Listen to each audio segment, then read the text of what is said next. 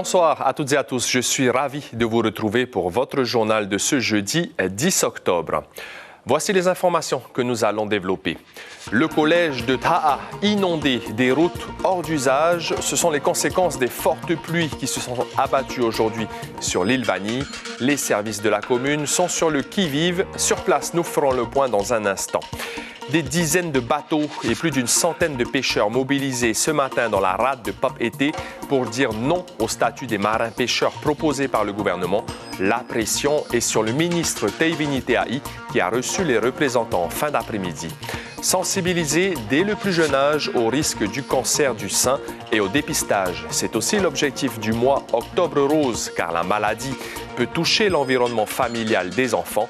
En parler, c'est donc les aider. Le festival linguistique et culturel Parautiama a débuté aujourd'hui à la Maison de la Culture. Jusqu'à dimanche, le programme sera riche et varié. Pour en parler, nous recevons Moanaura Teheura, metteur en scène de la pièce de théâtre en langue tahitienne Itai.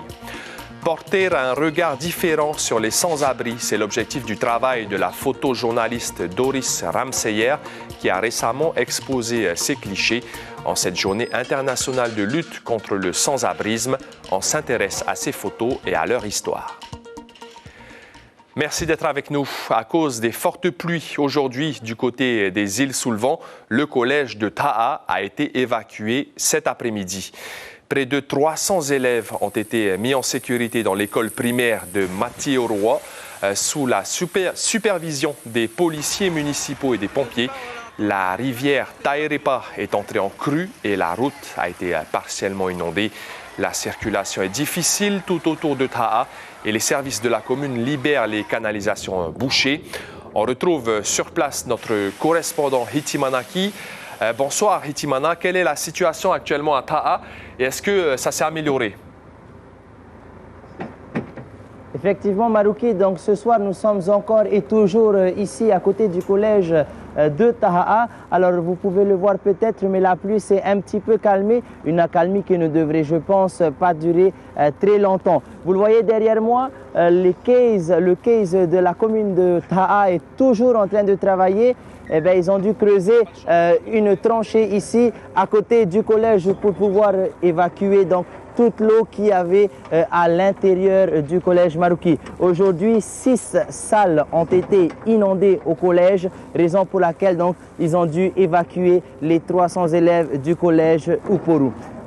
Autre chose qu'on peut dire effectivement ce soir, Marouki, c'est qu'à Taha, il n'y a pas que le collège qui a été touché, la commune de Potoru également. Nous avons eu 2 éboulements au niveau de la commune de Tiva et également dans la commune associée de Tapuamu. Un arrêté municipal a été pris par le maire de l'île pour fermer les écoles demain. Et le collège de Taha également sera donc fermé demain. Moralité, les enfants resteront chez eux demain. Un mot du maire qu'elle nous a donné avant de partir rejoindre d'autres équipes ici sur l'île de Taha, c'est qu'il faut rester vigilant tout au long de cette forte pluie ici sur l'île de Taha Marouki. Voilà quelques éléments qu'on pouvait donner depuis Taha Marouki. Merci Hitimanaki. On peut dire que vous donnez de votre personne et une vigilance orange pour forte pluie et d'ailleurs toujours en cours aux îles sous le vent et aux îles du vent. La mobilisation des pêcheurs, qu'ils soient hauturiers ou côtiers, a tenu ce matin toutes ses promesses. Vous les avez peut-être aperçues dans la rade de Papeete, des dizaines de bateaux venus montrer leur opposition à la réforme du statut des marins-pêcheurs. Nicolas Suir, Patrick Tsinsi. 16 tonniers, une cinquantaine de potimarara et leur équipage mobilisés contre la réforme du statut des marins-pêcheurs. Entrée dans la rade de Papeete dès 8h45 sans gêner la circulation. Une démonstration de force dans ce bras de fer avec le gouvernement. Là, il n'y a même pas un quart des tonniers qui sont là. Je pense qu'ils vont nous écouter. On n'est pas là pour embêter le monde, sinon tout le monde restera une semaine à terre.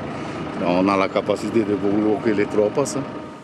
Parmi leurs revendications, le refus catégorique d'abandonner leur régime de cotisation particulier pour celui de la CPS. Quand ils déplacent sur leur bateau, ils ne sont plus à la maison, ils retournent 15 jours après. C'est là qu'on n'est pas d'accord pour faire un statut terrien. Ça veut dire on n'est pas salarié, on est pêcheur de la mer. Non également à l'obligation d'embaucher au moins un matelot pour les petits Marara. Je voulais qu'on ait des marins pêcheurs obligatoirement avec le capitaine sur un bateau et qu'ils soient rémunérés même si le bateau est tombé en panne. Et puis, il y a tout un tas d'infractions qu'ils reconnaissent, mais ils exigent une régularisation avec concertation. Après, c'est toutes les déclarations, en fait. On demande un peu à nous laisser tranquilles, En fait, on est dans l'illégalité, mais ça fait plusieurs années. Ce qu'on reproche, c'est juste d'avoir précipité les choses. Il n'y a que quoi? Un mois et demi qu'on nous a dit, vous êtes dans ce statut. Fin de l'opération à 10h30, après 2 tours dans la rade de Papeete. Déjà, les manifestants menacent de revenir pour un blocage cette fois, s'ils n'avaient pas gain de cause. Et une rencontre a lieu en ce moment même entre les représentants des pêcheurs et le ministre Tevini Teai. Les locaux de la direction des affaires foncières ont été visités dans la nuit de lundi à mardi. Le préjudice du cambriolage est évalué à 2 millions de francs. Une enquête a été ouverte pour vol avec effraction. Dans le contexte national de rigueur budgétaire pour faire face au déficit des comptes publics, les parlementaires ultramarins s'inquiètent sur le budget qui sera alloué aux Outre-mer. Mais le ministre des Outre-mer, François-Noël Buffet, s'est voulu rassurant. On l'écoute. Il est important que la parole de l'État qui s'est engagé, notamment à travers des contrats, soit maintenue, soit tenue. C'est essentiel en termes de confiance, me semble-t-il. Donc c'est tout le débat qui va s'ouvrir, évidemment, dans les jours qui viennent, les semaines qui viennent, à l'occasion du débat parlementaire. Prochain déplacement après la Nouvelle-Calédonie? Il y en a plusieurs, les choix ne sont pas faits, mais avant la fin de l'année, il y en aura beaucoup. Et peut-être notamment en Martinique, où des violences ont eu lieu hier soir. Un couvre-feu a été instauré depuis ce jeudi. En ce mois d'octobre rose, la sensibilisation à la lutte contre le cancer du sein est aussi faite auprès des plus jeunes. Exemple aujourd'hui, dans les écoles de Sainte-Thérèse et de Saint-Paul à Taunois, le sujet de la maladie a été abordé à travers des ateliers et des animations. Heidi Enko, Rohan Potoru et Sandroli. On a entendu parler, de quoi ça parle? Expliquer le cancer à des élèves de l'élémentaire, pas toujours évident. Mais durant le mois d'octobre, dans cette école, on cherche des réponses aux nombreuses questions qu'ils peuvent poser. J'ai appris que les femmes sont beaucoup touchées au cancer du sein, que c'est très tragédique, que c'est un virus très mortel pour les femmes. Je trouve que c'est pas très difficile à comprendre. Est-ce que tu es sensibilisée à ça? Oui.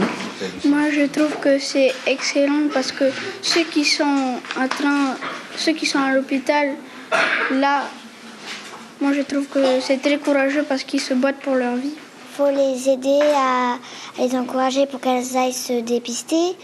Et faut les aider à essayer de moins souffrir. Ateliers, lectures, jeux, les enseignants utilisent tout pour mettre des mots sur la maladie et ouvrir la discussion. C'est pouvoir leur expliquer ce que c'est et justement permettre à certains enfants qui peut-être sont touchés, sont concernés, de leur permettre de parler et de mettre des mots sur leurs émotions parce qu'on sait que parfois la parole est libératrice. Ils ont posé beaucoup de questions, on a fait un cours exprès dessus pour les sensibiliser. Et ce qui leur importait, c'était de savoir si leur maman pouvait l'avoir, ce cancer du sein. Et je leur ai dit qu'il y avait un dépistage qui pouvait se faire très tôt, à partir de 25 ans. En plus du travail en classe, un marathon Tamori Fitness était organisé aussi aujourd'hui. Déjà là, c'est déjà beaucoup. On les remercie du fond du cœur. Les écoles Saint-Paul et Sainte-Thérèse ont aussi installé des urnes dont les fonds récoltés seront reversés à l'association Amazon. Et Santé toujours, la Maison des sciences de l'homme du Pacifique organise un colloque jusqu'à demain sur le thème des Polynésiens face aux maladies. Éric Comte, professeur des universités en ethno-archéologie océanienne, viendra nous parler de ce colloque demain matin dans la matinale radio. Il est effectué chaque année par les services de l'État du pays, la sécurité civile et les forces de l'ordre, l'exercice Cyclone. Dans la version 2024, le Haut-Commissariat a décidé de supprimer les couleurs traditionnelles d'alerte cyclonique pour éviter la confusion avec les vigilances météorologiques. Les détails avec Chiquita Teiva et Dylan Fels. Les Au moins 10 morts en Floride après le passage de l'ouragan Milton. Un noyé et des inondations lourdes de conséquences en France, alors que des intempéries se manifestent de l'autre côté de l'océan Pacifique. La Polynésie, en pleine période El Niño, sera peut-être épargnée. Par rapport à la Calédonie, par exemple, on est notablement moins exposé, mais on est aussi moins exposé par rapport à d'autres, que ce soit les Tonga, les Fidji, etc. Donc on a un petit peu plus de chance quand même, parce que on est dans une zone qui est moins favorable à la cyclogénèse et au développement des cyclones. La vigilance reste toutefois de mise. Ce lundi, alerte maximum. Les services d'État du pays et les communes doivent faire face à un cyclone qui touche les îles de la Société et les Tuamotu. Nouveauté cette année, à la suite d'un couac lié à la dépression Nat en février dernier, exit les codes couleurs. Sur l'alerte cyclonique, on va uniquement utiliser le vocabulaire, donc pré-alerte cyclonique. Donc toutes les phases qui existaient déjà sont maintenues, il n'y a pas de changement technique, c'est vraiment visuellement, on a enlevé les couleurs. Des codes utilisés pour la première fois à tous les niveaux de service, y compris dans les atolls où les intervenants de la protection civile ont innové. On va positionner des avions en milieu sûr, notamment dans les Marquises et les Australes, avec des équipes médicales du SAMU qui sont prêtes à intervenir avec les forces armées. Et la deuxième chose, c'est qu'on a projeté pour la première fois un officier de sapeurs-pompiers qui est rompu à aller sur des terrains difficiles avec la population, se mettre à l'abri, attendre le passage du cyclone pour être en capacité immédiatement derrière de remonter un premier bilan situationnel. Selon le directeur de Météo France, bien que la saison El Niño soit moins propice à une cyclogénèse, il va falloir attendre le 25 octobre prochain pour avoir un point plus précis. La deuxième édition du festival linguistique et culturel Prautiama a ouvert ses portes aujourd'hui à la Maison de la Culture.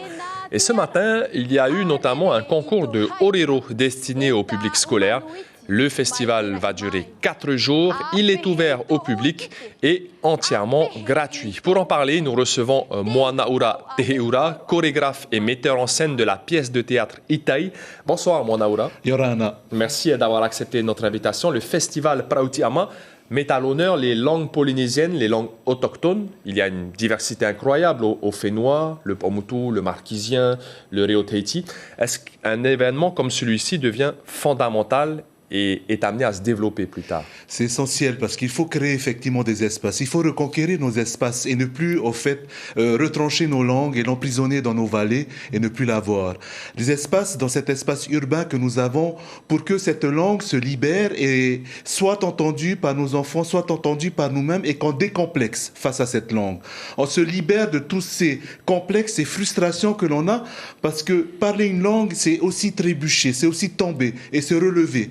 C'est pas grave si on se trompe, c'est pas grave si on trébuche et on se relève. Et quelqu'un est là aussi pour justement nous relever, nos anciens notamment, ne plus brimer, ne plus regarder l'autre qui se trompe comme quelqu'un qui a commis un sacrilège envers notre langue. Accepter que cette langue soit désacralisée et intègre ce monde contemporain et finalement se parle avec aussi des influences que l'on a aujourd'hui, évolue comme le Reo-Tahiti avec toutes les influences que l'on a et bien sûr accepter des niveaux de langue avec un registre bien sûr très soutenu, des registres familiers et des registres courants tout simplement. L'expression artistique aussi est vectrice justement de l'utilisation de ces langues. Vous êtes le metteur en scène de cette pièce de théâtre Itai, qui est en fait l'adaptation par Orihiro d'une pièce de Rosek en pleine mer. Il y a le thème Orihiro qui revient cette année, 80 ans de sa naissance. Finalement, il va guider un petit peu toutes ces démarches linguistiques, on va dire. Orihiro m'a guidé en tout cas de manière très personnelle dans ma démarche personnelle, mais aussi a guidé beaucoup de monde. Il a été un visionnaire. On a posé la question au début de l'année, était-il un fou ou un visionnaire? Aujourd'hui, on est tous d'accord qu'il a vu des choses avant tout le monde, qu'il a vu notamment les essais nucléaires qui étaient pas propres, etc. On ne va pas revenir sur ça, mais surtout sur la perte d'identité et l'importance de parler et d'écrire. Il disait qu'il fallait écrire dans toutes les langues, même le français. Le polynésien doit écrire en français également pour se parler, pour se dire et s'écrire. Et ça, c'était important de capter l'essence de notre identité, c'est important. Et à travers la langue, c'est encore mieux. Et créer tous ces événements, comme la pièce IT que nous faisons le samedi 12, et j'invite tout le monde à venir de manière très libérée. Entrée gratuite. Entrée payante. Payante pour la pièce. Pour la pièce, mais ouais. pas pour le festival. Pas pour le festival, donc à 19h, mais c'est juste 2000 francs et 1500 francs, donc très accessible. Il faut venir. Pas se dire, mais je ne vais pas comprendre. Au contraire, les gens qui sont venus la première fois sont venus avec des hésitations, mais finalement, en sortant, ils se sont dit, waouh, j'ai tout compris. Parce que la langue se parle, et se parle aussi avec les visages. Il y a le non-langage. C'est ça aussi la culture. On a une manière de parler et on comprend selon les expressions de la personne. Et bien sûr, P9A qui va se faire le 19 octobre, la semaine prochaine, un hommage à Hiro, un hommage à cet écho, et se poser la question sur les vrais fous finalement, puisque Hiro a été traité de fou. Qui sont les vrais fous? Est-ce que c'est nous finalement qui avons bâclé nos langues, qui avons enterré nos langues, et il est temps peut-être de déterrer nos identités et de les assumer. Une langue se parle et se vit également. Merci beaucoup, Moanaura Teheura. Donc, je rappelle que le festival Prauti Ama, c'est jusqu'à la fin de la semaine à la Maison de la Culture. Et la semaine prochaine, samedi 19 octobre, il y aura la 14e édition déjà de P9A. Exactement. Merci beaucoup. En cette journée internationale des sans-abri, rencontre à présent avec une journaliste et photographe indépendante. Pendant plus d'1 an, Doris Ramseyer a travaillé sur un projet photo pour changer notre regard sur les sans-abri. À travers ces clichés, elle expose leur fragilité, leur détresse, mais aussi leur détermination ou leur grand cœur. Rencontre signée Heidi Enko et Hubert Liao. Le cliché pour Tahiti, c'est cocotiers, plages blanches et lagons d'azur. La Polynésie que l'on vend, que l'on fait miroiter. Mais Tahiti aujourd'hui, c'est aussi ça. Près de 700 personnes dans la rue, près de 700 Polynésiens devenus eux aussi un cliché de la modernité, avec son lot de préjugés, de regards condescendants, tous au banc de la société. Et pour changer ces regards, d'autres clichés, ceux de Doris, qui a battu le goudron de papeterie et capturé des instants, des regards, des vies, leur vie. On n'est pas méchant, on ne ment pas. On est humain comme vous. Ça peut arriver à tout le monde de se retrouver dans la rue? Ça peut arriver à tout le monde. Quand j'ai initié le projet, je me posais des questions. Est-ce que ça va être facile? Quel accueil je vais avoir?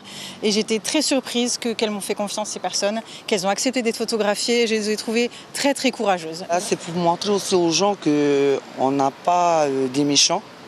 On a aussi des gens qui sont travailleurs, hein, qui veulent travailler aussi, chercher son gagne-pain.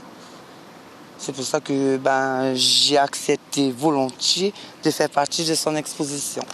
Après 10 mois de travail, Doris découvrait ce matin-là les premiers tirages qui font partie de son exposition visible depuis le début du mois. 42 portraits pour changer les regards. Je découvre cette photo avec beaucoup d'émotion. La première de toute mon exposition, c'est celle-ci qui est sur l'affiche. Bien, je suis très émue, ça cristallise aussi tout le travail que j'ai fait ces derniers mois en collaboration avec l'association Tetorea. Je vois cette personne, je vois aussi pourquoi cette exposition s'appelle Regard, parce que quand je vois ce regard, ça me touche en plein cœur. Et c'est un regard qui porte beaucoup de choses, qui en dit beaucoup et qui me touche. Cette personne, elle a voulu rester anonyme, donc elle s'appelle D. Voilà. Cette personne D, j'ai raconté son histoire, elle sera exposée le jour de l'exposition. Il y aura un texte qu'elle m'a confié sur son histoire, sur son errance qui a débuté dès l'adolescence, 25 ans de rue. Et donc, avec l'envie de s'en sortir et l'envie de l'espoir que ça va aller malgré toutes les galères de la vie. Et elle y croit toujours. Ça m'a bouleversée. C'est un reportage, c'est le plus fort que j'ai jamais réalisé. Et elles m'ont confié beaucoup de... Certaines m'ont confié des choses, d'autres pas, d'autres ça se devine. Et j'ai appris à voir la vie différemment. J'ai compris pourquoi on pouvait aboutir dans la rue. Et ce qui m'a attristée, elles sont déjà dans la rue, elles ont eu une vie difficile souvent. Et que si en plus il y a un regard méprisant ou incompréhensif à leur égard, j'avais envie d'œuvrer pour ça. Un vif besoin de changer les regards à leur rencontre, envie de les comprendre, pourquoi elles en sont arrivées là, et y réfléchir, pourquoi est-ce que je pense comme ça, pourquoi est-ce que quand je les vois, qu'est-ce que ça me fait, voilà, réfléchir. Sous le parrainage de Chantal Gallnon, Regard, l'expo est à découvrir en ce moment. Les bénéfices seront entièrement reversés aux associations qui aident les SDF. L'information principale de ce jeudi, à cause des fortes pluies au collège de Taha aujourd'hui, près de 300 élèves ont été évacués et mis en sécurité dans un autre établissement car plusieurs salles de classe ont été inondées. Sur l'île Vanille, la route de ceinture était partiellement impraticable aujourd'hui et des rivières sont entrées en crue. Les services de la commune sont actuellement mobilisés pour libérer les canalisations. Demain, les écoles seront fermées. À la une de Tahiti Info, vendredi demain, donc, Hitia'a, les terres de Maramanui rendues aux familles. Dans votre petit écran ce soir, les 2 premiers épisodes de la saison 6 de la série The Good Doctor, puis à partir de 20h50, le téléfilm français Meurtre au Mont Saint-Michel. C'est la fin de ce journal. Merci de votre fidélité. À partir de demain, vous retrouverez Cybèle Plichard pour le reste de la semaine. On se quitte sur l'exposition de Doris Ramseyer. Passez une excellente soirée à lundi et prenez bien soin de vous. Somebody else, only it ain't on the surface. Well, you talk like yourself, no, I hear someone else, though now you're making me nervous.